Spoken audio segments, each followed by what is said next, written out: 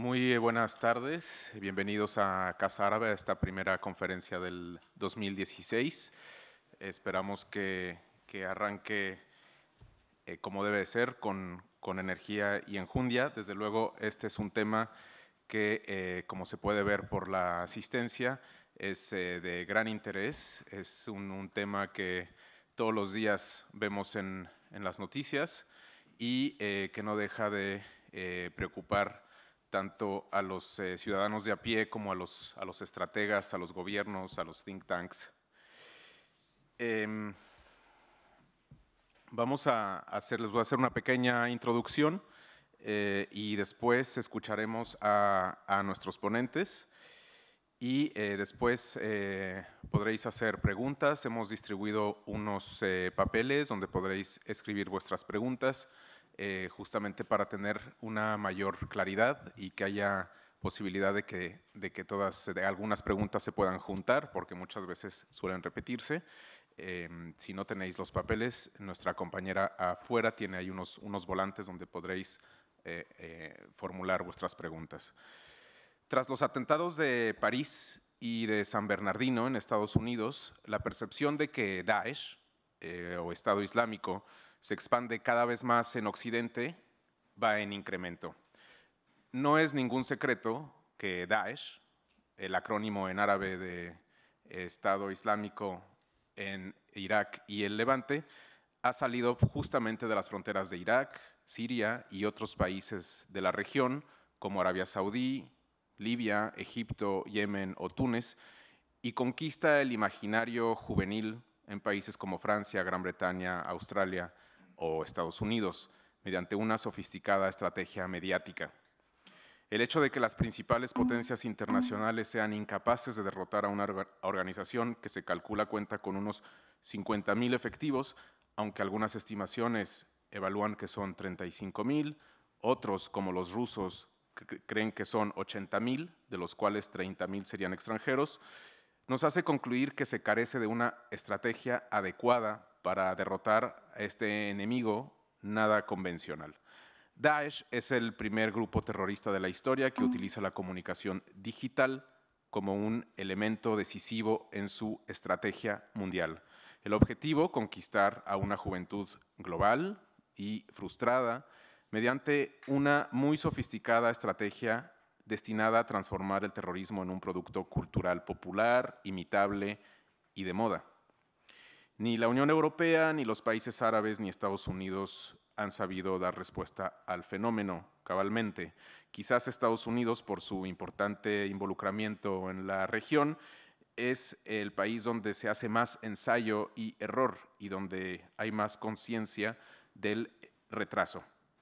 El equipo de contranarrativa del Departamento de Estado de Estados Unidos ha tenido 3 líderes en poco más de un año, entre ellos Alberto Fernández, quien estuvo aquí en Casa Árabe el pasado 17 de noviembre y cuya conferencia podéis consultar en nuestra página web, casaarabe.es, en los vídeos. Y ha completado este equipo de contranarrativa un ciclo a través de múltiples estrategias en la búsqueda de una forma de contrarrestar la producción de propaganda masiva de Daesh. Después de Fernández, quien llevó a cabo una estrategia que tenía como objetivo atacar directamente o una ofensiva a través de tweets, se ha cambiado justamente esta estrategia. El FBI también ha incrementado los esfuerzos contra el extremismo violento e intenta cultivar lazos más estrechos con las comunidades musulmanas, otra forma también de intentar atajar este fenómeno. Aún así, fue sorprendido por la masacre de San Bernardino en noviembre del 2015. Este esfuerzo de contranarrativa estadounidense, en palabras de Will McCants, un experto en Daesh, justamente de la Brookings Institution y ex asesor del Departamento de Estado, está en desorden. Entre los que participan en este esfuerzo, dice McCants, la moral es baja y no está recibiendo ninguna claridad de sus superiores de lo que deberían de estar haciendo. Aunque recientemente se han logrado algunos aciertos, como contar con socios internacionales, como Emiratos Árabes Unidos, donde justamente ya hay un centro de operaciones para esta contranarrativa. También los candidatos son Malasia y Nigeria. Según los expertos en branding, solo se podrá romper o quebrar a Daesh, a Estado Islámico, a través de terceros, justamente, no del gobierno de Estados Unidos, que carece ciertamente de credibilidad en la región. La adaptación constante y la resiliencia de Daesh nos indica al mismo tiempo que dicho grupo dispone de mayores apoyos de los imaginados.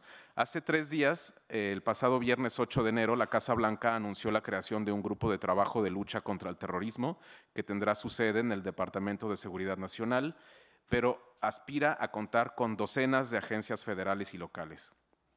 Otras decisiones incluyen la renovación de un programa del mismo Departamento de Estado que se había creado para servir como una sala de guerra de la información y poder desafiar a Daesh online y también erosionar su atractivo.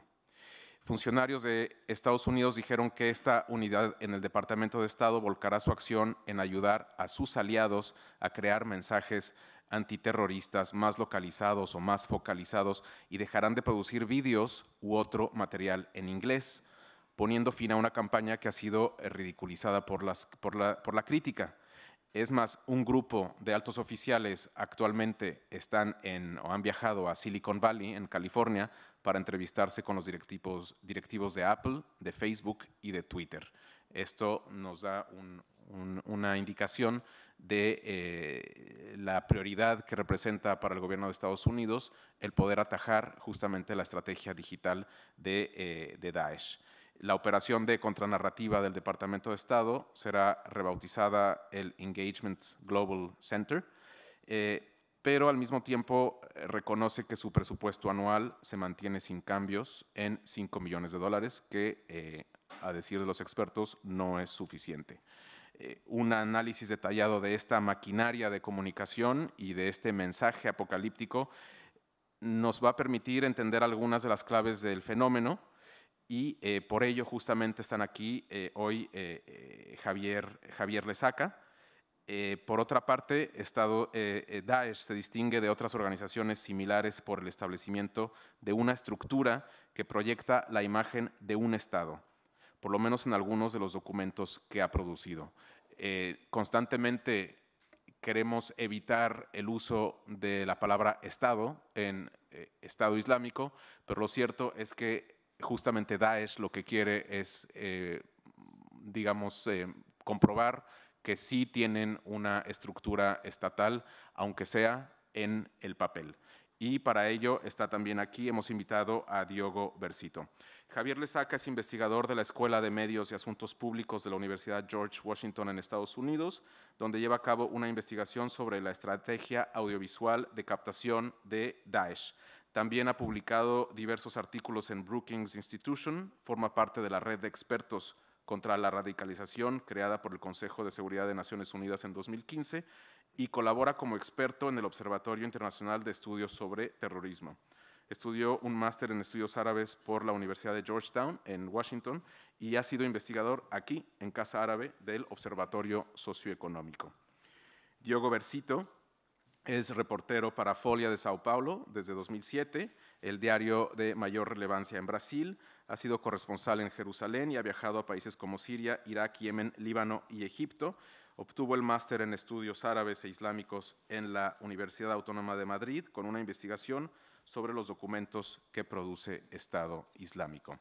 Entonces comenzaremos primero por Javier, después Diogo, haremos aquí unas preguntas y luego será vuestro turno. Adelante, Javier. Muchas gracias, Karim, por invitarme a esta casa, que es la que sigo considerando como mi casa, así que es un verdadero placer estar hoy aquí. No sé si se puede ver la presentación, por favor.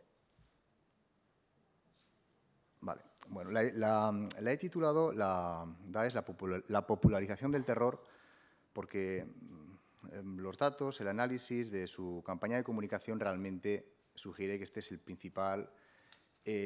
principal novedad de este grupo terrorista respecto a todos los grupos terroristas previos que ha habido hasta ahora, incluyendo Al-Qaeda, ¿no? Hago esta breve introducción para explicar todo lo que vendrá a continuación, ¿no?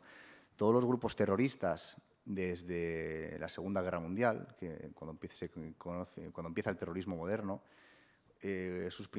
su principal estrategia era la de socializar el terror, ¿no? La de cometer acciones puntuales de terrorismo, acciones puntuales de violencia, para expandir el terror al conjunto de la sociedad. Esta ha sido, digamos, que una estrategia que han seguido todos los grupos terroristas de cualquier índole, tanto etnoculturales, religiosos, digamos, en todo el mundo, ¿no? Sin embargo, la gran novedad que supone el Daesh respecto a los anteriores grupos es precisamente que su principal objetivo no es socializar el terror, sino convertir el terror en un producto cultural popular, en popularizar el terror, ¿no? Como ha dicho Karim, en hacerlo imitable, apetecible, agradable, y de esta manera ganar las mentes y los corazones de los más jóvenes, ¿no? Si alguno de los que están aquí presentes, imagino que se acordarán de Ayman al-Zawahiri, todavía vivo, uno de los líderes de Al-Qaeda, mano derecha de Bin Laden y bueno, actualmente precisamente enfrentado con el Daesh, ¿no?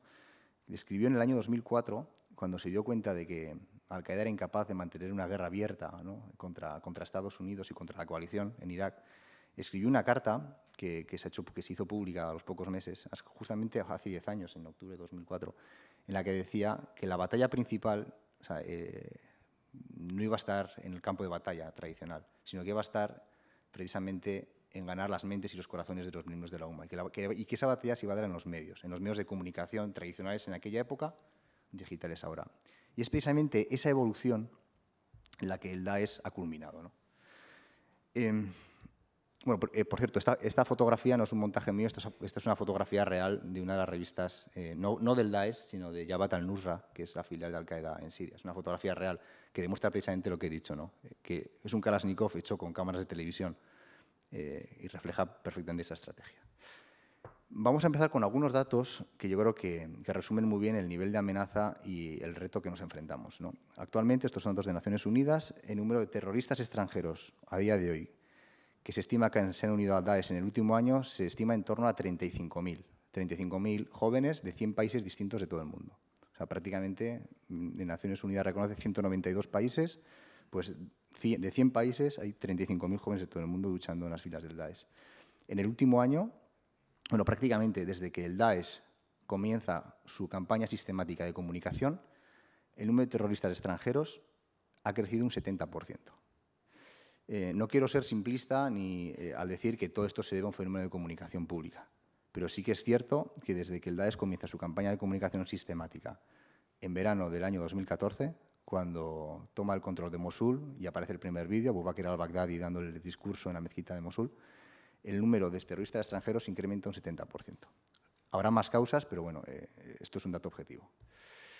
¿En qué consiste? Voy a hacer primero un pequeño repaso de en qué consiste la estrategia de comunicación del Daesh, ¿no? O sea, vamos a definir un poco la infraestructura de comunicación que tiene para hacernos a la idea de cuál es el reto, ¿no?, de cuál es la magnitud y la importancia que realmente tiene la comunicación en este grupo terrorista. Estos son noticias en forma de infografía que distribuyen diariamente en diversos idiomas. Los que estéis familiarizados con su estética, estas son las notas de prensa que hacen todos los días, ¿no? Estos son públicas, están en Twitter, en todos los lados. Esto es el formato que tienen de nota de prensa. Esto es una de las formas que tienen de comunicar. Otra forma de comunicar son las infografías, como ven, al máximo nivel tanto de estética como de realización, al nivel de la mejor agencia de comunicación. Ellos... Esto es una frase que me gusta repetir siempre y que creo que define muy bien el movimiento, ¿no? Esto es un movimiento de millennials hablando a millennials. Ellos saben que la generación millennial no lee, o no leemos, casi me incluyo. Pero bueno, que esto va muy... ¿no? Y que, bueno, hay que jugar con las infografías, con el lenguaje audiovisual, ¿no? Entonces, tenemos notas de prensa, infografías, newsletters diarias abiertas al público, también en páginas web abiertas. O sea, no estamos hablando... Todo de lo que les voy a mostrar, o sea, nada aparece en la dark web o en Internet profundo o en Tor. O sea, esto es abierto al público. Esto, si van ahora a Internet, si van a Twitter y lo buscan, lo van a encontrar todo. O sea, esto es abierto. Son newsletters que van sacando constantemente, sobre todo de fotografías. Fíjense la importancia del audiovisual. Apenas hay texto. Bueno, por eso da igual que se sepa árabe, que no se sepa. O sea, es importante saber árabe para seguir las conversaciones, pero el display que tiene, la forma de comunicar es muy audiovisual. Luego 4 revistas. Todo esto que estoy mostrando son comunicaciones directas bajo las órdenes del ISIS. Notas de prensa, infografías, newsletters, 4 revistas, casualmente ninguna de ellas en árabe, Davik en inglés, Dar al-Islam en francés, no sé pronunciar la que en ruso, y luego Constantini, que es en... ¿Cómo, perdón? Vale, perfecto. Y luego Constantini en turco. Bueno, esto ya define un poco cuáles son los ámbitos de actuación de este grupo terrorista y a qué audiencias van dirigidas, ¿no? Sobre todo a audiencias muy globales. La estética completamente occidental, bueno, una revista que como la de cualquiera que pueden encontrarse en cualquier kiosco, ¿no? Una vez más, lenguaje completamente global, lenguaje audiovisual. Una agencia de comunicación propia, agencia multimedia, AMAC, que hace vídeos. Esto es muy interesante y muy inteligente por parte del Daesh.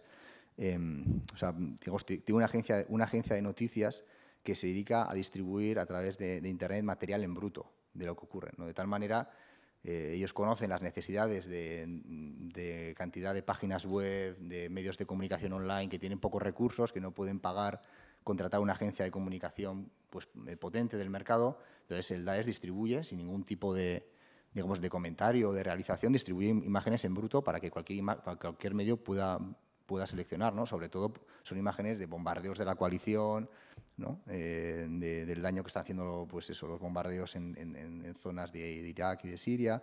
Y bueno, esta agencia es tan pública que tiene hasta su propia aplicación para teléfonos móviles.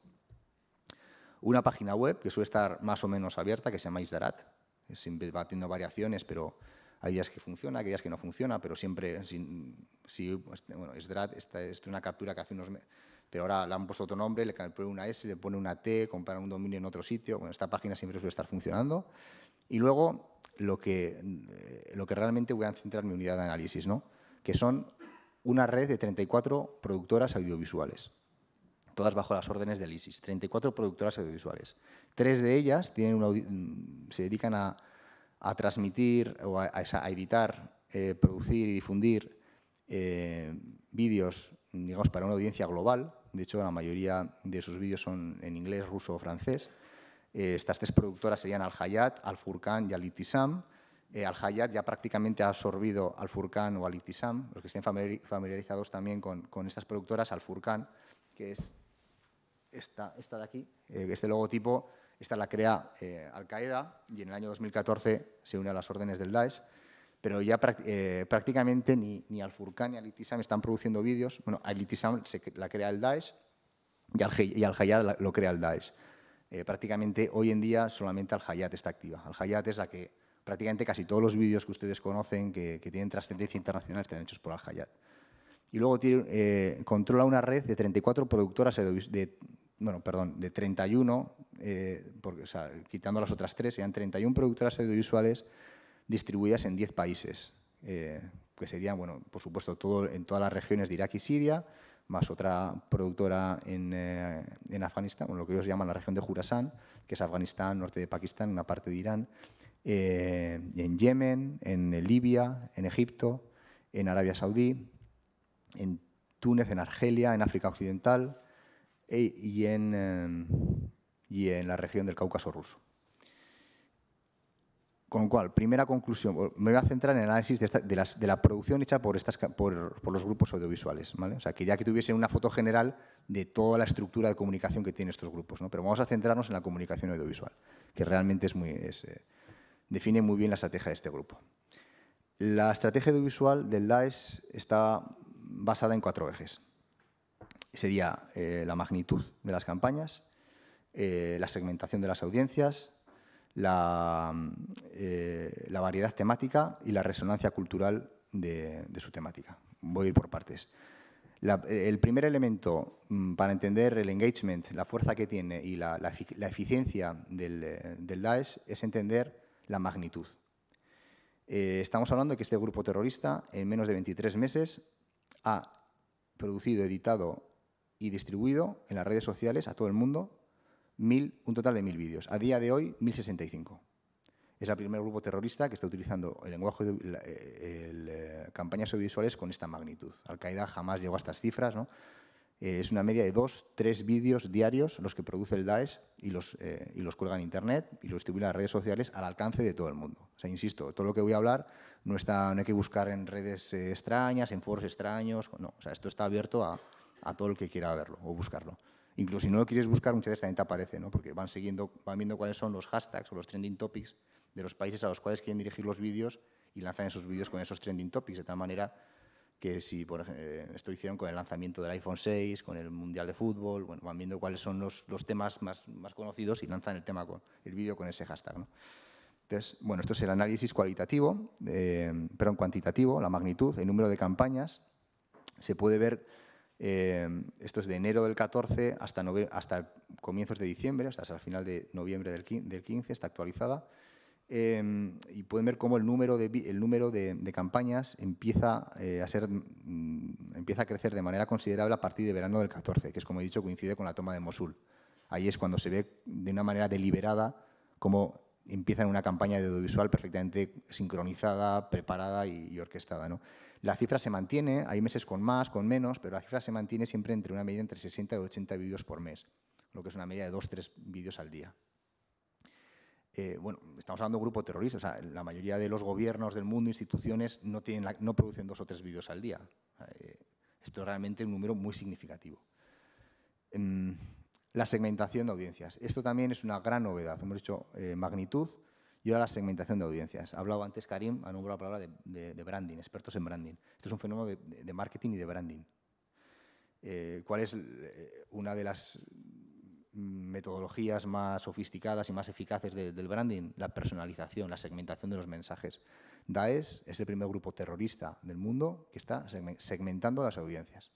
En azul tienen los vídeos producidos por la red de productoras regionales, que les he explicado antes. Y en rojo, los vídeos producidos por las productoras que tienen un foco, digamos, global o más generalista, ¿no? Y cómo a partir de verano del 14 la estrategia de magnitud coincide con la estrategia de segmentación. Es decir, están lanzando muchos mensajes, pero cada mensaje está personalizado a un área concreta. Si quieren lanzar un mensaje al Cáucaso ruso, ese mensaje estará hecho por un señor que habla ruso, de origen ruso, o sea, de origen del Cáucaso, hablando con la estética propia de esa región y lanzando mensajes que preocupan a esta región. Si lanzan un mensaje en la región de Raqqa, aparecerán hablando comerciantes de Raqqa, líderes locales de Raqqa y probablemente hablando de mensajes globales, ¿no? de mensajes que afecten a toda la estrategia global del Daesh, pero personalizados para cada audiencia, ¿no? Esto llega a extremos, bueno, luego les pondré un ejemplo, a extremos muy interesantes, como por ejemplo, sobre todo en la estrategia de captación internacional, ¿no? Hace un mes sacaron un vídeo destinado a la captación en Estados Unidos y el vídeo hablaba de la lucha contra el racismo, de la importancia de la inclusión racial y de la lucha contra el neoliberalismo. O sea, ¿por qué? Porque saben que en Estados Unidos, si quieren hacer captación, tienen que hablar de eso. No pueden hacer captación mostrando cómo lanzan a un homosexual desde un balcón, porque difícilmente esa audiencia va a enganchar con ese mensaje, ¿no? Entonces, hablan de otro. O sea, es un lenguaje realmente sofisticado, ¿no? Entonces, magnitud y segmentación. Variedad temática. Esto es una conclusión también bastante, muy interesante. En esta tarta que ven, pueden ver 4 grandes áreas temáticas de los vídeos del Daesh, ¿no?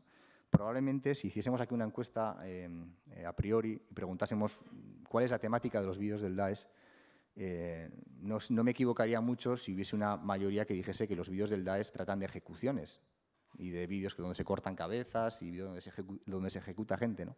Solamente el 15% de los vídeos del Daesh muestran ejecuciones.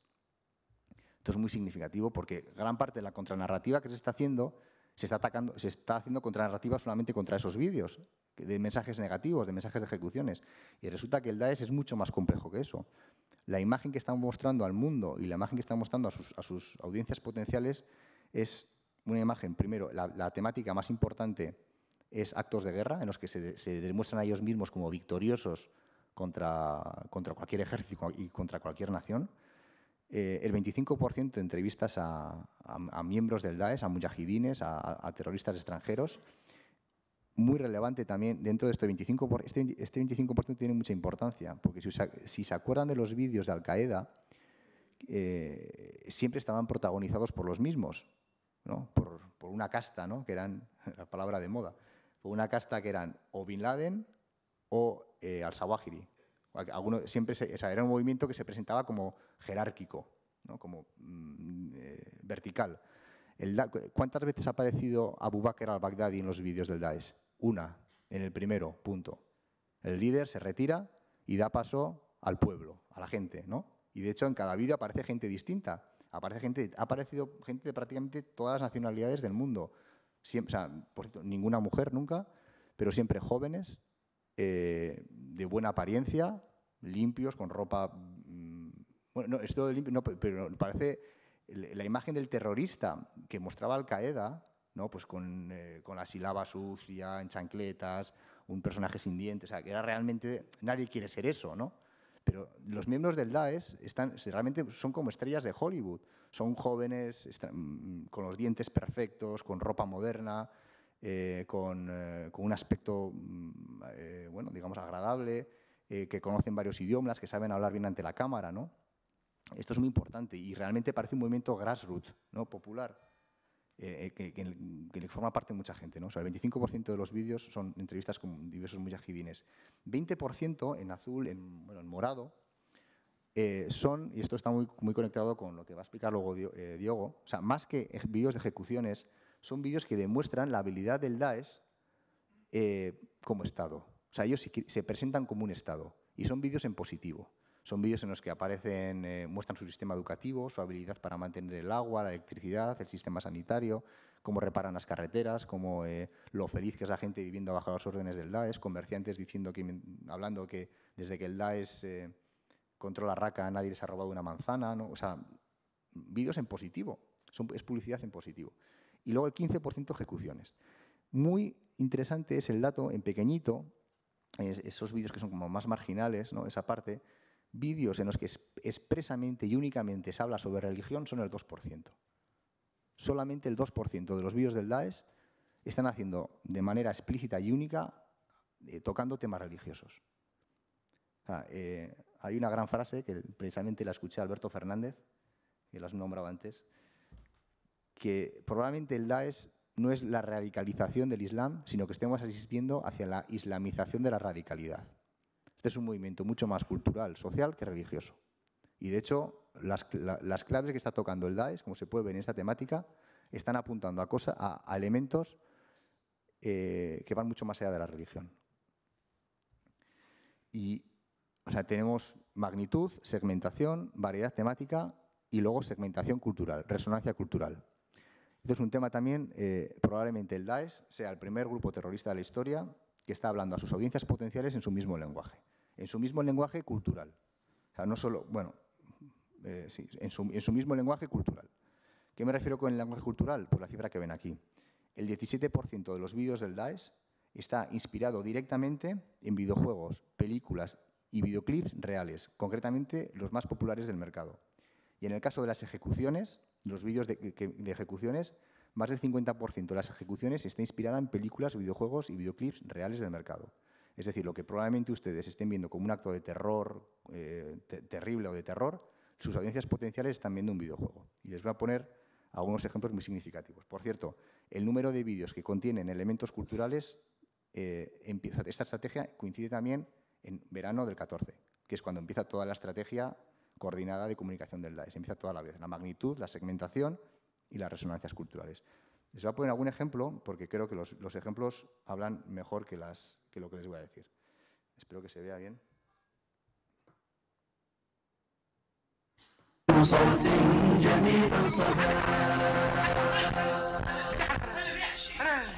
Les pongo en contexto. Este es un vídeo, es un ejemplo, ¿eh? Hay muchos como estos. Creo que algunos de los que están en la sala, de hecho, ya lo han visto anteriormente. Pero bueno, este vídeo es un vídeo real, de una ejecución real. Espero que no les moleste a algunos las imágenes. Les advierto que no son especialmente duras, pero bueno, tienen una parte dura, en el que muestran una ejecución real de 3 personas en Yemen. Es un vídeo producido por Wilayat Sana, en la región de Yemen. Y y van a ver cómo la ejecución, todo el vídeo está grabado con una GoPro cámara, una cámara de estas que se suele utilizar para esquiar o para ir a andar en bici, que puesta en el pecho del terrorista. La mayoría de escenas bélicas del Daesh o muchos de los atentados terroristas están grabados con estas cámaras. Y ahora les voy a explicar por qué.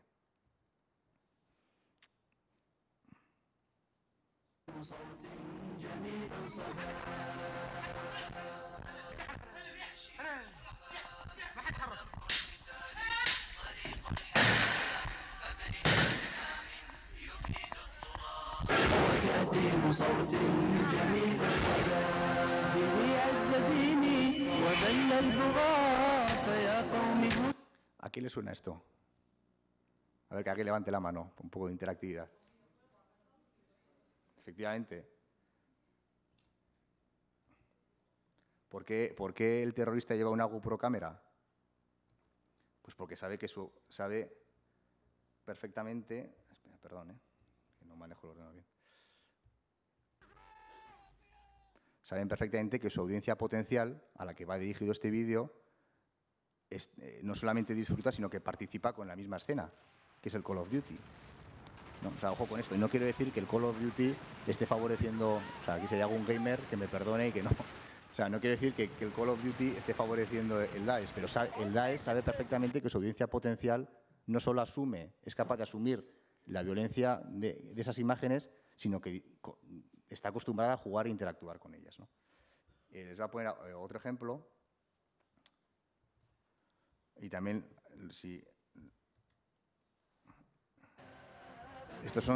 hay muchos vídeos de ese tipo del Daesh, hay como 20 o 30 vídeos de este tipo en el que uno conduce, otro graba y otro dispara, ¿no? Tanto a personas en la calle, como a coches, como, ¿no? O sea, estas son ejecuciones reales de personas.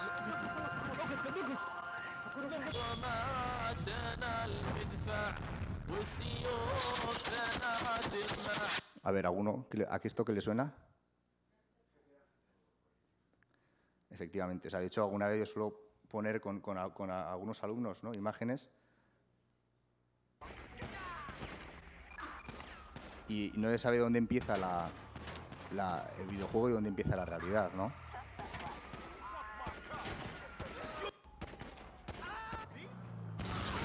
Pero son imágenes del videojuego. O sea, insisto, no quiero decir que el GTA sea el precursor del Daesh, ni mucho menos, que esto quiero reiterarlo, pero sí que es cierto que el Daesh conoce perfectamente que sus audiencias potenciales están muy familiarizadas con eso. Por eso o sea, el objetivo de matar a esas personas no es matar a esas personas, sino hacer un producto cultural que a sus audiencias potenciales les resulte familiar y les resulte atractivo, ¿no? Hay muchos más ejemplos de series de televisión, de películas, ¿no? Por ejemplo, dos casos concretos. El día que se estrenó American Sniper, esa misma semana el ISIS, el Daesh, sacó el Daesh Sniper en Internet, un vídeo exactamente igual con las mismas escenas, pero con otro héroe, ¿no? O hace un mes, cuando la película más vista en Estados Unidos era la tercera parte de los Juegos del Hambre, el Daesh sacó un vídeo, que probablemente lo conocerán, en la que 5 niños, en un entorno y con unas imágenes grabadas exactamente igual que en Juegos del Hambre, mataban a 5 rehenes de la misma manera. ¿Por qué? Porque saben que sus audiencias potenciales entienden eso, ¿no? Otro ejemplo, por ejemplo, es la saga Saw de terror, que no sé si la conoceréis, en la que un hombre enmascarado hace justicia ejecutando a diversas personas de una forma muy cruenta. Bueno, pues el Daesh ha copiado todas y cada una de esas ejecuciones. Todas. Y la retórica es la misma, un hombre enmascarado haciendo justicia en un mundo injusto y retransmitiendo luego las ejecuciones en Internet. El Daesh está hablando en el mismo lenguaje cultural que sus audiencias potenciales. Esto es muy interesante. Pero no solamente en su mismo lenguaje cultural, sino también en su mismo lenguaje propio, ¿no?, nativo. Esto es un ejemplo del número de campañas, un análisis de las campañas en idiomas que no sean árabe. Sí que es cierto que el 87% de los vídeos están en árabe, con lo cual su principal audiencia de reclutamiento son los países árabes, Norte de África, el Golfo sobre todo, pero sabe que gran parte de su audiencia y de su reclutamiento está en países no árabes, ¿no? Y de esos países que no son de habla árabe, ¿cuáles son los más usados, los idiomas más usados? Inglés, el 33% de los vídeos están hechos en inglés, sobre todo porque es un idioma global, conocido por todo el mundo. Luego ruso, el 24%, y luego francés, 22%. Si se fijan luego dónde se han cometido la mayor parte de los atentados o contra quién, coincide bastante. O sea, digamos que hay bastante coherencia entre dónde hacen el reclutamiento y las amenazas y dónde las ejecutan luego, ¿no? Luego hay un 5% en alemán, 5% en somalí, 4% en turco, 2% en hebreo y 5% en otros. Otros es en malasio, en lenguajes de... bueno, en urdu, en todos los idiomas que se les pueda ocurrir. Ninguno en español, para su tranquilidad, por cierto. Es significativo que no haya habido ningún vídeo en español. Lo más próximo a un vídeo en español es uno que apareció hace 2 años prácticamente, al principio, en el que apareció un chileno, una persona de origen chilena, hablando en árabe. Pero no, como tampoco apareció ningún vídeo en italiano. O sea, es curioso eso. Bueno, ¿en qué plataforma? Que diga, no, bueno, ¿en qué plataformas están todos estos vídeos? Bueno, quiero decirles que a día de hoy los 1065 vídeos del Daesh están disponibles en Internet. Solo hace falta buscarlos, todos. Plataformas que utilizan: YouTube, Archive, Sendme, Dailymotion, Streamable, Mediafire, Google Drive, todo. O sea, están en todas partes. Y cuando alguna de estas plataformas retira los vídeos, los vuelven a subir. O sea, Brookings calcula que el Daesh controla entre 45.000 y 75.000 cuentas de Twitter. O sea, esto es mucha gente trabajando, para tener activos siempre todos los vídeos. Y de hecho hacen... o sea, sí que es cierto que la mayoría de estas plataformas, especialmente la primera, YouTube, se está tomando muy en serio este fenómeno y los vídeos en YouTube duran poco. Pero en cuanto quitan un vídeo, ponen otro. O sea, y de hecho son bastante hábiles, porque en YouTube, no sé si saben que se puede poner la opción de poner los vídeos en privado, ¿no? Tienen un candadito y se pueden poner los vídeos en privado. Si los pones en privado, el software de YouTube no te detecta el nombre que pones del vídeo. Entonces, Daesh los cuelga en privado, con lo cual el software que tiene YouTube para detectar los vídeos del Daesh no lo suele detectar, con lo cual lo tienen que hacer a mano. Y eso pues son los 15-20 minutos que dura la campana en YouTube lo suficiente para que su audiencia potencial se los descargue. O sea, es todo bastante sofisticado. Entonces, ahora ya para acabar y para concluir, y para debate posterior, ¿no? ¿Qué se puede hacer contra esto? Que es la gran pregunta, ¿no? ¿Y cómo se combate esto? Dice, bueno, pues si lo supiera del todo, pues... no sé, me imagino que estaría en el Pentágono o alguna así. Pero como creo que tengo la sensación de que nadie sabe cómo combatir esto porque es radicalmente nuevo, yo planteo 2 preguntas. Una, la prevención, es decir, la eliminación de estos contenidos. ¿Es posible eliminar todos estos contenidos? No. O sea, está claro que a día de hoy es como poner puertas al campo. No quiero decir que haya que trabajar en eliminar y en hacer cada vez más, sobre todo las conversaciones en Twitter, hacerlas más dificultosas, ¿no? Pues dificultando la lectura, eliminando cuentas. O sea, es evidente que eso se tiene que hacer, pero sobre todo trabajando con las grandes empresas. Pero aquí dejo para el debate la comunicación proactiva. Yo creo que es muy importante saber dónde están hablando, qué mensajes están lanzando, cuáles son sus audiencias, qué idioma natural, o sea, de comunicación y qué idioma cultural están utilizando, y utilizando sus mismas conversaciones, jugar en su mismo campo de batalla, ¿no? Que es el nuevo campo de batalla de la lucha antiterrorista, que es el campo de batalla de la comunicación, ¿no? De ganar las mentes y los corazones de los más jóvenes, sobre todo, ¿no? Es explicarles que esto no es un videojuego, explicarles que aquí muere gente de verdad, ¿no? Siempre pongo como ejemplo, y algunos que están aquí también me han escuchado este dato, ¿no? El Daesh ha mostrado la ejecución en directo, no en directo, pero en sus vídeos ha mostrado la ejecución de más de 1.200 personas en menos de 2 años. Pues en Internet, en las conversaciones donde se habla sobre el Daesh, donde cuelgan sus vídeos, todavía no ha aparecido el testimonio de ningún familiar de esas 1.200 personas. Y más del 90% de esas personas ejecutadas por el Daesh enfrente de las cámaras son musulmanes de Irak y de Siria. Las principales víctimas, esto es un auténtico genocidio contra los musulmanes de Irak y de Siria. Y esos testimonios no los estamos escuchando y serían fundamentales. Mujeres, hijas, hijos, hermanos, padres, madres, ¿dónde están? Vamos a escucharles, ¿no? Decías antes, las voces creíbles. Es muy difícil que una persona que se interese por el Daesh siga la cuenta del Departamento de Estado o del Ministerio de Interior de Francia, porque no tiene credibilidad. Esto nace en la crisis de la modernidad, es un movimiento posmoderno, nace de la falta de credibilidad en las instituciones. Busquemos instituciones creíbles, busquemos voces creíbles, que las hay, ¿no? Y escuchémosles a ellas, ¿no? Entonces, yo creo que en ese debate la comunicación proactiva es donde realmente está el nuevo reto de la lucha antiterrorista y donde realmente es necesario conocer más, trabajar más y empezar a aplicar proyectos concretos. Y, bueno, pues a disposición de todos ustedes para cualquier debate, sugerencia o idea. Ha sido un placer.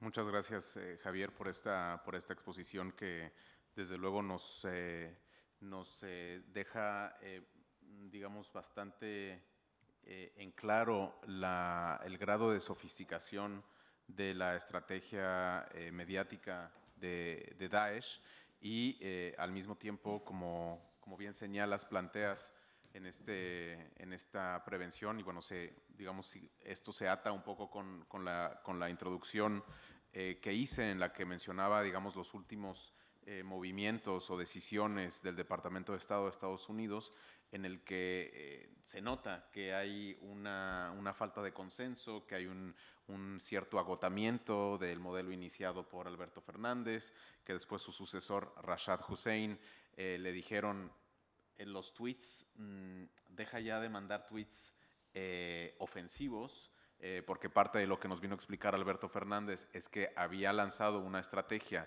en el que justamente trataba de ridiculizar a Estado Islámico, a Daesh, con una serie de tweets en el que efectivamente se burlaban y utilizaban hashtags que utilizaba Daesh, y ellos a su vez insertaban imágenes graciosas que, digamos, iban directamente en contra de, digamos, la legitimidad que podría tener algunas de las figuras más importantes, como puede ser Baghdadi, ¿no? Sin embargo, señaló justamente Fernández que esta estrategia no había dado resultado porque, para empezar, los números habían sido inmediatamente sepultados en su ofensiva por una contraofensiva de Daesh. Es decir, no hay suficientes tuiteros, digamos, para vencer en una estrategia de este tipo, en una ofensiva de este tipo, a Estado Islámico, incluso utilizando otras claves como el sentido del humor, como, digamos, la sátira, etcétera. No había podido llegar a buen término, ¿no? Su sucesor, Rashad Hussein, no sé muy bien exactamente cuál haya sido su estrategia, pero lo que queda claro ahora con este último anuncio de que quieren involucrar directamente a las empresas, a Facebook, a Twitter, a Apple, es intentar ya no solo a través del mensaje, sino a través del medio, ¿no? Que el hecho es que el medio está disponible para que Daesh juegue con todo lo que tiene, ¿no? Que como hemos visto en tu exposición es sumamente avanzado y llevan la delantera no solo en lo que ellos sí saben muy bien lo que quieren, ¿no? Sí, Exacto. Y del lado occidental no se tiene muy claro cómo contrarrestar esto.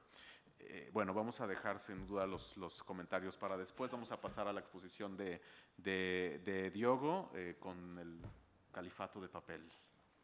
Bueno, gracias. Y bueno, es muy interesante ver los vídeos que enseñaba Javier, ¿no? Porque es un fenómeno muy moderno, ¿no? Porque utilizan el Twitter, el videojuego, todas esas cosas que nos parecen muy modernas y puede parecer un poco raro, ¿no? Porque hablamos del Estado Islámico, que nos quiere devolver a la Edad Media, que es un fenómeno medieval, que quiere instituir un orden político del siglo VII, pero lo vemos también que lo utilizan de una manera muy moderna. Y lo que quería hablar un poco aquí, para complementar un poco, es que eso se debe, claro, porque es una organización moderna. Perdona, Diego. Jesús, hay técnico que no se ve el... Ya. Bueno. Y claro, porque tiene un entendimiento moderno también del que es el califato, ¿no? Ese modelo de política, ese modelo político de gestión del territorio islámico o musulmán. Entonces, lo que he hecho en mi investigación en el máster ha sido investigar, como ha hecho Javier con esos vídeos o con la propaganda. Lo he hecho con los documentos que son producidos dentro del Estado Islámico, por decir, por ejemplo, una instrucción del Ministerio de Educación para la universidad, que la universidad lo tenía que cerrar tal departamento, prohibir tal asignatura, es decir, cómo lo ha hecho, ¿no? Y a partir de esa burocracia, y entender un poco cómo se presenta también el Estado Islámico. Estábamos aquí llamando al Estado Islámico, de Daesh, y eso también es muy importante, ¿no? Y, por ejemplo, John Kerry, el secretario de Estado americano, los va a llamar de Daesh, y muchos políticos lo harán, porque van a decir que no es un Estado y no es islámico, ¿no? Que son dos cuestiones muy, muy importantes en ese sentido, y que han sido debatidas en los últimos años como por muchos expertos, ¿no? Es posible decir que es islámico, es posible decir que es un Estado. Entonces, un poco en ese sentido, porque he puesto aquí, por ejemplo, seguro que aparece, por ejemplo, también en los vídeos una serie de referencias que son hechas en el Estado Islámico, ¿no? La referencia primera es del siglo VII, ¿no? Porque nos van a decir que están instituyendo un califato que es idéntico a ese califato del siglo VII, que existía en las primeras décadas del Islam, que era el periodo ideal, donde los musulmanes lo hacían bien, ¿no? Que en 2014, cuando lo crean el califato, es el modelo que presentan. Pero, por ejemplo, en el vídeo que ponen ese prisionero jordaniano, ese piloto que es quemado vivo, ponen allá una cita de una persona que se llama Ibn Taymiyyah, que es un teólogo medieval. Entonces lo vemos también cómo interpretan esa idea del que es el califato de una manera muy específica, ¿no? Y esta es una serie de personas que aparecen, o fechas y personas que aparecen en todo ese material, tanto de propaganda cuanto el material interno, por decir, de la burocracia. Por ejemplo, Abu Musa Bazarqawi, que es como el padre del Estado Islámico, ahí en 99, es citado en todas las ediciones de Dabiq, de esa revista que enseñaba Javier, no por acaso, ¿no? Porque esa idea también que Zarqawi tenía del califato era muy específica, que aparece también en 2006 en ese libro de una persona que se llama Abu Bakr Naji, no sabemos muy bien quién sea, pero que es un libro que además es muy leído en Estado Islámico. Sabemos que sus militantes conocen esa obra y conocen esa idea de que un califato puede surgir del caos, ¿no? Que el caos político, que la violencia sectaria puede ser un terreno fértil para un califato. Entonces son todos como referencias a ese siglo VII o ese momento ideal, ese momento histórico, que por ejemplo en esa bandera, por ejemplo, que tiene un militante, creo que nosotros ya nos acostumbramos a saber que es la bandera del Estado Islámico, ¿no? Porque tiene el negro, que es la bandera que supuestamente Mahoma llevaba en sus batallas, ese sello que supuestamente tenía el profeta, ¿no? que es ese dibujo circular, tiene una tipografía tipografía antigua, que no... Es decir, es una serie de elementos que ellos van a utilizar en toda su comunicación, tanto de propaganda cuanto dentro del propio Estado. Aún con esa idea de que tienen una organización, bueno, original, ¿no? Que se refiere al original del Estado Islámico. Repito aquí un poco de la revista, solo para explicar un poco mejor lo que decía. Por ejemplo, esa portada de Dabiq, que es la revista del Estado Islámico, bueno, pone aquí de la batalla de Al-Ashab, que es una batalla donde Mahoma y los primeros musulmanes han combatido una confederación de tribus, ¿no? En la península arábica. Y hacen una referencia muy clara entre eso y la coalición internacional que lucha contra el Estado Islámico. Es decir, intentan traer como ese contexto contemporáneo a ese pasado casi mítico, ¿no? A que se refieren. En esa misma edición se refieren a cuestiones del chiismo, por ejemplo, o qué papel tiene la mujer en el Estado Islámico, o qué moneda tiene que tener un Estado Islámico, que tiene que ser el dinar, porque es la moneda de un califato, ¿no?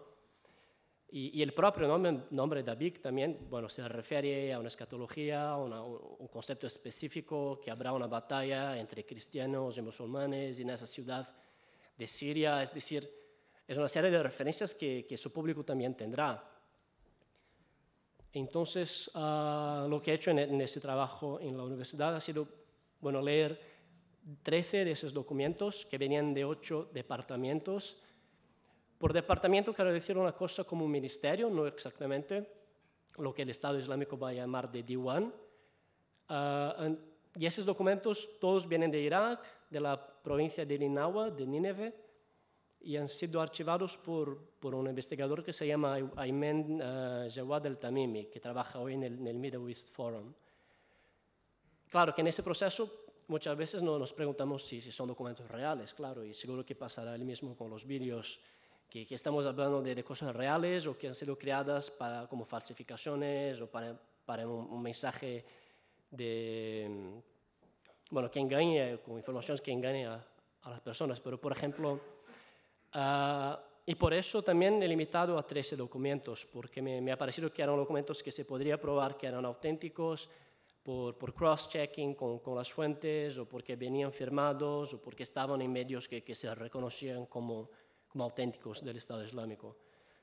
Y son 3 cosas que quería apuntar, y tengo aquí un ejemplo, menos interesante que un vídeo, pero un ejemplo de que yo hablo, que es la apariencia material de esos papeles, lo que nos dicen sobre la estructura del califato y lo que dicen sobre la visión de gobernanza que ese califato tiene. Yo sé que no se puede leer, pero ese es para que tengan una idea de qué tipo de papel se produce allá. Ese documento ha sido enviado a la Universidad de Mosul en 2014, diciendo básicamente que algunos departamentos se tendrían que cerrar, algunas asignaturas no se podrían enseñar, y bueno, una serie de detalles que voy a intentar muy rápidamente enseñar, pero por ejemplo, casi todos esos documentos ponen la misma cosa arriba. Bueno, ponen que es un documento del Estado Islámico, la bandera que enseñaba hace poco, que es un califato construido sobre un proyecto profético, y el nombre del Diwan, de lo que es el equivalente a un ministerio. Eso lo explico en breve. Muchos de esos papeles están firmados. Ese, por ejemplo, está firmado por una persona que se llama Dhul Qarnayn, que aparece como responsable del Ministerio de Educación. Y aquí, bueno, la terminología varía un poco, nos parece que es un poco, aún se estaba pensando cómo lo haría la estructura la misma. Por ejemplo, aquí aparece como responsable, pero la misma persona aparece como comandante en otro documento o como ministro. Entonces, aunque la firma sea la misma, aún hay una confusión de términos aquí. La explicación, por ejemplo, cuando el Ministerio de Educación va a decir que algunas asignaturas están prohibidas, por ejemplo, es siempre en clave religiosa, ¿no? Que no será legítimo según la Sharia, que no será permitido. Por ejemplo, aquí ponen la facultad de Derecho, por ejemplo, o de Ciencias Sociales, o de Lenguas, o Literatura Inglesa.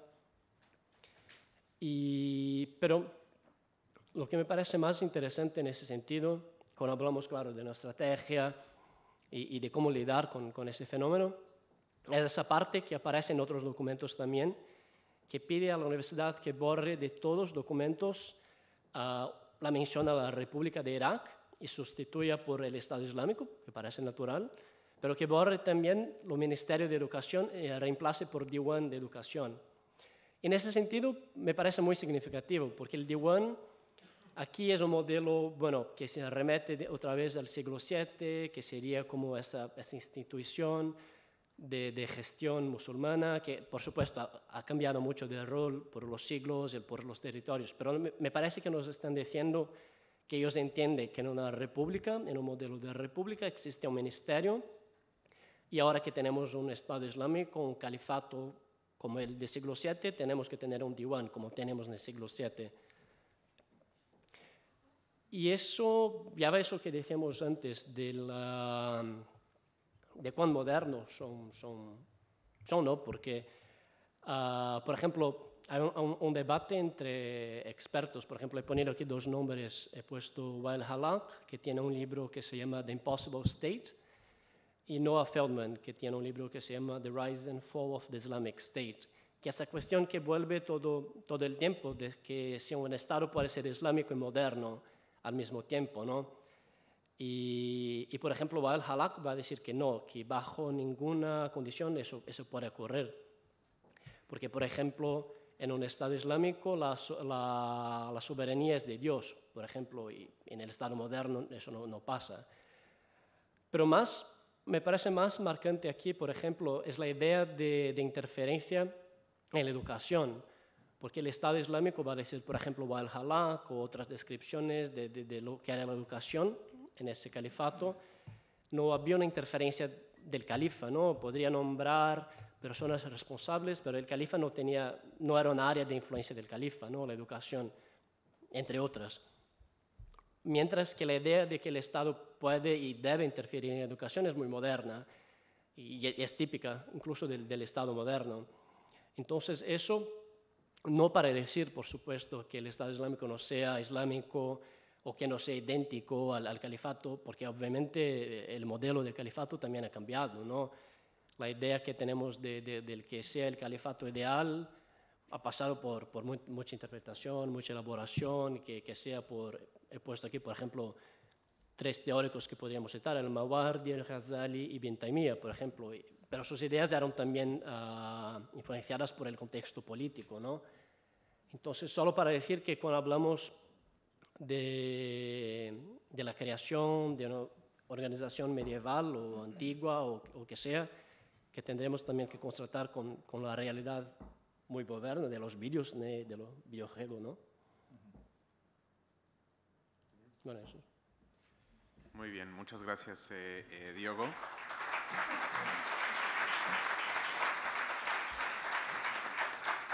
Yo creo que justamente este tema de qué tan eficaz es Daesh en el terreno, en el sentido de lo que ha logrado, o sea, el tipo de gobernanza que ejerce sobre el terreno conquistado, sigue siendo uno de los puntos que a todos los que argumentan que no es ni Estado ni es islámico, a veces digamos, siendo un poco el abogado del diablo, se les puede decir que, bueno, que justamente en algunas partes de Siria y de Irak,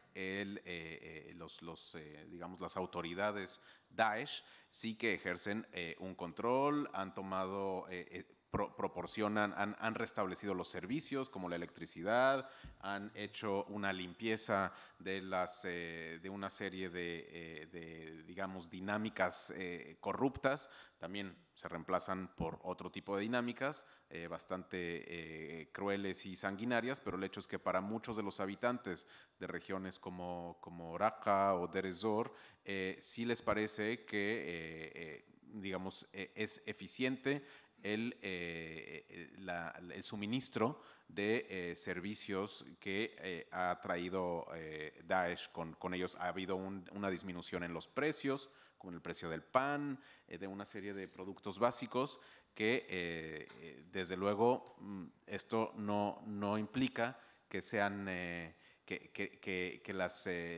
digamos, que las acciones crueles y sanguinarias de Daesh no sean y de auténticas barbaridades en contra de los derechos humanos, no se puedan de todas maneras, digamos, poner en la balanza y decir, bueno, sí hay una serie de suministros de servicios que se han restablecido, pero a un coste humano gigantesco.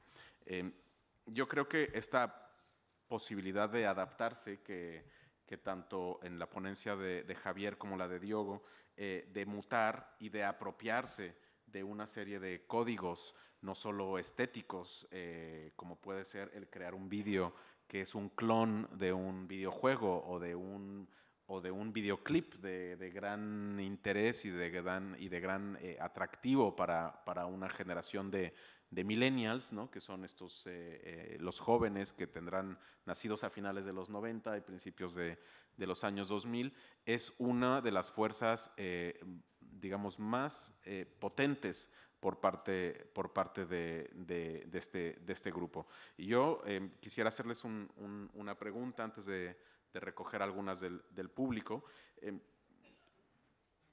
Y yo no sé cómo desde tu análisis, Javier, y atándolo nuevamente con la introducción que hice en la que al parecer Estados Unidos está convencido de que no puede ser directamente el que ofrezca una contranarrativa a Daesh, qué tipo de alianzas se pueden hacer, qué tipo de productos se pueden ofrecer para hacer una ofensiva o contrarrestar lo que propone Daesh, ¿no? Bien, una pregunta concreta además, o sea que si giras una respuesta concreta. En la medida de lo posible. Vale, pues a ver, agentes yo creo que creíbles, ¿no? Yo creo, como bien conoces, bueno, y la gente que trabaja en esta casa, si hay alguna región donde hay una juventud, digamos, con gran fuerza numérica y emocional, ¿no?, en el planeta, es precisamente la región del mundo árabe, donde la pirámide de población es endiablada demográficamente y socialmente, pero llena de oportunidades, ¿no? Sociedades como Egipto, Palestina, Túnez, Marruecos, bueno, el propio Siria, o bueno, Irak, no sé, pero Siria en su momento, ¿no?, antes de la guerra civil, hay unos movimientos culturales de jóvenes muy pujantes y muy vanguardistas, ¿no? Yo creo que a estas personas no les estamos escuchando hablar, por lo menos no en los canales donde el Daesh está haciendo la contranarrativa, ¿no? O sea, estamos hablando de grupos de música, grupos de jóvenes, de hip hop, de rock, de bueno, creadores de cine. O sea, pues cuando se habla, ¿no?, de vamos a hablar con... O sea, yo soy muy escéptico, vamos a ponernos en contacto con Hollywood, sí, pero ¿y por qué no hablas con los creadores de cortometrajes del Cairo, que son gente que de entre 15 y 20 años, que son buenísimos, ¿no?, de Palestina, grupos de hip hop que son realmente buenos, que están triunfando en Internet? Pues yo creo que esos mensajes son muy creíbles. O sea, yo estoy constantemente siguiendo las conversaciones sobre el Daesh en árabe en las redes sociales y no escucho ninguno de estos, ¿no? Otro ejemplo, por ejemplo, futbolistas. Llama mucho la atención, de hecho tengo un amigo militar que ha estado destinado por todo el mundo y siempre me manda fotos de los lugares más extremos, peligrosos y recónditos del mundo. Dice, en todos los lugares hay alguien con la camiseta del Madrid o del Barça. En todos, o sea, allá donde vayas. O sea, y efectivamente, los futbolistas son una referencia, ¿no? No sé si, pero no sé, igual Benzema es un buen ejemplo, ¿no? Una persona conflictiva, mala, ¿no? Pero es un héroe. O sea, hay muchos jugadores de fútbol árabes, por ejemplo, que podrían ser una gran referencia. Zidane, de origen argelino. Y luego víctimas, asociaciones de víctimas. O sea, es difícil encontrarlas, pero Daesh está teniendo muchos damnificados creíbles, ¿no? O sea, desde las propias regiones. Yo insisto que el mayor drama humanitario que está haciendo el Daesh, bueno, yo entiendo que cuando se produce una masacre en París, los medios de comunicación miden a París, pero es que lo de París ocurre todos los días en Siria, en Irak, todos los días, ¿no? Y bueno, ahí hay muchas víctimas, gente muy creíble, con nombres y apellidos, que no son actores de televisión o actores de películas como el Daesh pretende hacernos creer, sino que son seres humanos reales, ¿no? Ya te he dicho igual 4 grupos de sociedades. Bueno, en el fondo volvemos al eterno problema probablemente en el mundo árabe, ¿no? El reto de crear una sociedad civil potente, ¿no? Viva. Pero yo creo que hay que buscar esos grupos que actualmente existen y crear los productos culturales apropiados y disponer esos contenidos en las conversaciones, donde sí creo que hay un gran problema. O sea, se está haciendo... Sí que hay muchas iniciativas de contra la radicalización, pero es que no están donde se están produciendo el reclutamiento del Daesh. O sea, que cada vez que inicia el Daesh una campaña, ¿no? Hoy, por ejemplo, iniciará 2 o 3, sobre todo hasta ahora, cuando suelen empezar, porque ellos conocen cuando la gente se mete en Twitter y cuando la gente entra en las redes sociales, y pueden empezar una campaña de 300 tweets seguidos durante 2 horas y no hay nadie que entre en esa conversación, ¿no? Y sin embargo, igual, pues hay otras organizaciones que están gastando mucho dinero y no están poniendo los vídeos en esas conversaciones, ¿no? O sea, si tú vas a seguir al Daesh o te gusta el Daesh, no vas a entrar a seguir el hashtag #NoToDaesh, ¿no? Pues te meterás a seguir el hashtag de Daesh, normal, ¿no? Es como si yo, no sé, si la publicidad, no sé, si bueno, o sea, que es de branding, son cosas que parecen muy evidentes, pero se está fallando en esas cosas, ¿no? No sé si creo que te he respondido más o menos a... Sí, y bueno, un punto que me pareció muy interesante y que hemos también abordado en otra ocasión es esto que destacaste, la diferencia entre la verticalidad de una organización como Al-Qaeda y la horizontalidad de Daesh, ¿no?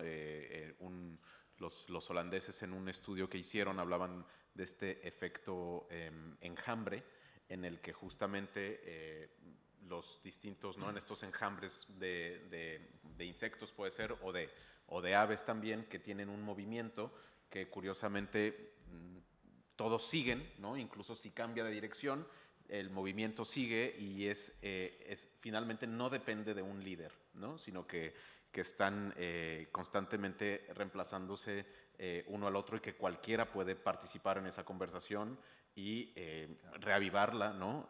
Según el uso horario, el idioma, ¿no? Claro. Turco, ruso, etcétera, ¿no? Perdona, Al-Qaeda yo creo que fue consciente de que era una vulnerabilidad depender de al-Zawahiri y Bin Laden, porque matar a Bin Laden realmente era un hecho simbólico. Sin embargo, aquí vemos que concretamente presuntamente se mató o se asesinó, o se eliminó, o se neutralizó a Jihadi John el mismo día de los ataques de París y no pasa nada. O sea, precisamente se han hecho resilientes a ese tipo. O sea, ellos saben que no pueden depender de... Si mañana Abu Bakr al-Baghdadi muere en un bombardeo, no pasa nada. Es que además no va a pasar nada, porque algún día morirá Abu Bakr al-Baghdadi. Sin embargo, el movimiento, lo que han sabido convertirlo, transformar el terrorismo en un movimiento social, ¿no? que es también un gran reto. De cómo paras ya esa maquinaria que no depende solamente de una persona, ¿no? Y Diego, yo no sé si en los documentos que tú has visto se puede o se puede percibir esta horizontalidad, porque bueno, en estos documentos sí viene de una autoridad central, ¿no? Que sería el Diwan de Educación, o no sé si este mismo, o sea, si se puede trasladar esta misma horizontalidad a lo que tú has visto en los documentos o no. Esos documentos no, pero mencionaba, por ejemplo, Javier el Jihadi John, ¿no? Y estaba leyendo, por ejemplo, creo que era un texto del Guardian en Inglaterra, que las personas como Jihadi John o personas que son como voceros, portavoces del Estado Islámico tienen el mismo rango de un comandante, como esa persona que ha firmado el papel del Ministerio de Educación tendría el mismo rango que una persona que hace la comunicación, que me parece muy, muy impresionante, ¿no? Porque no lo pensaríamos, ¿no? Cuando vemos un vídeo, que es la persona que está ahí, pero tiene el mismo poder que la persona que está decidiendo la educación. No sé si concordas, si es la misma información que tienes, pero me parece que son personas de estatus, ¿no? Tampoco no sé si es por nosotros de los medios, ¿no? Porque ahora con el Jihadi John II, que está allá, que también me parece que hacemos mucha atención. No sé si tenemos culpa en eso también. Sí, bueno, de hecho, hombre, hay un hecho significativo, por ejemplo, Al-Adani, que es uno de esos que dicen que es con más peso que Abu Bakr al-Baghdadi, ¿no? O al que le dicen que es el responsable de las comunicaciones, no aparece ningún... Sí, gracias. Sí, no aparece ningún vídeo. O sea, yo creo que también ellos cuidan mucho, claro, que son conscientes de que al transmitir tanto, al crear tantísima cantidad de comunicación, esto es una vulnerabilidad. O sea, entiendo que los estados tienen capacidad en más de una ocasión de saber dónde se ha grabado ese vídeo, quién es esa persona. O sea, ellos están aportando mucha información también al mostrar tanto, ¿no? Al abrir una ventana tan grande para comunicar.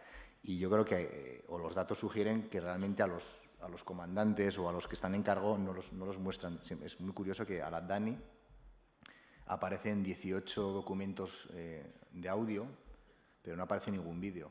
O sea, se ve que es una persona de rango, pero no lo muestran, porque no quieren dar ninguna clave de dónde puede estar, en qué zona, en qué lugar, ¿no? Entonces, sí que es cierto que yo creo que... Y una de las razones por las que no muestran a Bagdadi es precisamente por eso, ¿no? Para también no dar ninguna pista de dónde puede estar. Pero esto es una intuición más que una constatación. Pues vamos llegando ya al final de esta conferencia. Además de agradecerle a Javier Lesaca y a Diego Versito y a vosotros por estar aquí. Justamente uno de los puntos que analizan el futuro de Estado Islámico digamos, enfatiza el hecho de que habría que estimular una cooperación cada vez más cercana entre varios países estratégicos de la región: Turquía, Irán, Arabia Saudí y Siria. Algo que, bueno, desde luego en estos momentos está muy lejos de cumplirse.